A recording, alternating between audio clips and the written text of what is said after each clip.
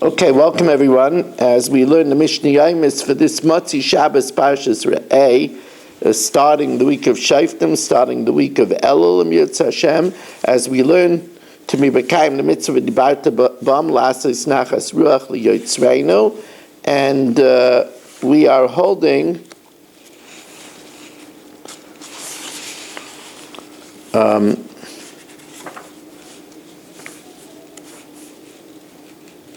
we're holding by Mishna Dalid and Mishna Hay in the 7th parak of Bava Kama, sponsored by the Fisher family, Nishmas Basi Bas Rabbi, Shlomo ben Avram Alevi, Perel Bas Ruvain, also sponsored Nishmas David ben Chaim, Yaakov Yosef ben Dov, L'fu Shalom Fel Yom Moshe ben Chayesar, for the schus of Avram ben Yom Benish ben Mak Yehudis and family. We learn sponsored by Yoel Klugman and family for their Panos Gzun Nachas, and L'fu Shalema for Moshe ben Pesel. We learn L'fu Shalema for Avigdor ben Rivka and Meir ben Chayesara.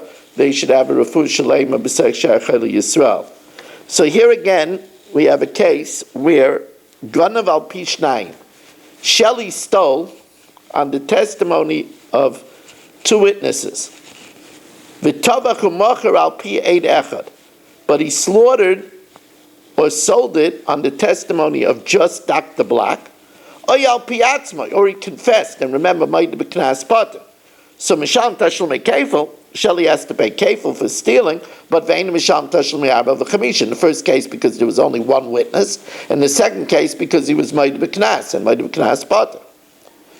Let's say Chatzkel was Ganav v'Tabach b'Shabbos. He stole and then he slaughtered it on Shabbos. Oh, slaughtered it on Shabbos.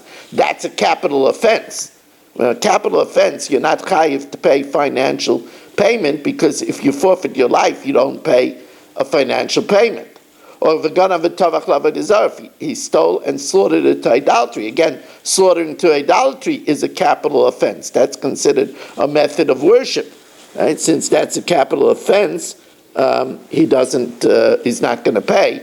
Ganav Mishal Aviv, if he stole from his father and then Umeis Aviv, then his father died, and since he inherits a percentage of it, he didn't slaughter or sell the entire thing illegally, he's not going to pay Dalad V'Hei. Ganav V'Hikdash, he stole it and then he was Makdish it, now it's not his anymore, and then he slaughtered it and sold it. In all these cases, Misham Tashel Kefil, you pay Kefil, because even if he forfeited his life by slaughtering it on Shabbos, but that was after he stole it, so he already became chayiv to pay the Kefil.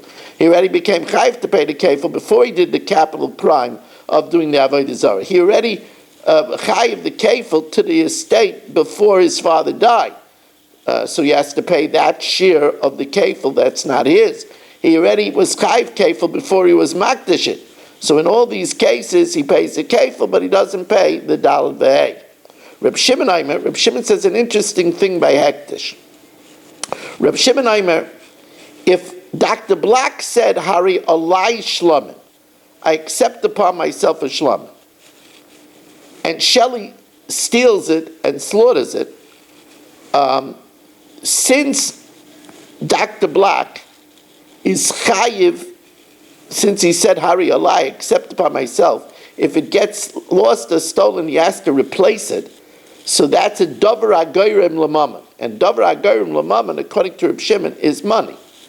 And therefore, if he said Hari alai and he's responsible to bring another one, that's something that generates money, because if he loses it, he has to do another one. So davar hagoyrem l'mammon k'mammon dami, and therefore Shelley has to pay the Dalad V'Hei. But if Dr. Black said Hare Zu, that's an Adava, only this one, so if it gets stolen or lost, he doesn't have to replace it. It's not a Davar Hagayim Lamaman, then Shelley doesn't pay the Dalad V'Hei. But now, if he sold it except for 1/100th of it, you're only chayiv if you sell it completely. If he sold it except for 1%, or he had a partnership in it, so he didn't sell all of it. Hashoichet v'nisnabla biyadei. Or if he shechts it and the shechita was no good, became an avela. Or hanoicher, he didn't do shechita at all. He just slit it from the nostrils all the way down to the belly. Or v'ma'akar, if he pulled out the simonim instead of shechting them, so that's not a shechita. So Shelley stole it. He's chayiv kefil, misham tashul kefil, but main misham tashul Bava Kama. He doesn't have to pay the dollar v'hei because that's not considered a shechita at all. Ganav b'rishus habayim.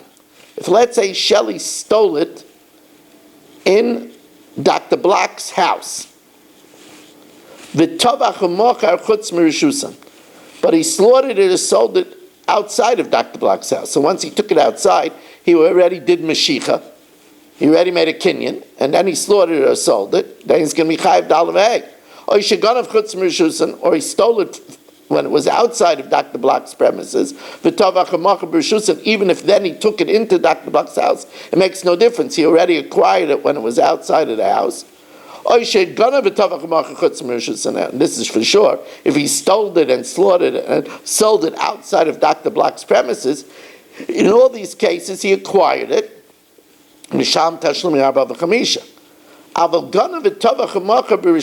he came into Dr. Black's courtyard and he stole it, and in there he slaughtered it or he sold it, never taking it out of the premises, so he never acquired it, potter, he doesn't pay kefil, he doesn't pay dal v'hei. Of course he has to compensate Dr. Black for ruining his animal, but everything else he's potter from because he never acquired it since he never took it out of Dr. Black's premises. We want to thank you very much for joining us and wish you a good tavach.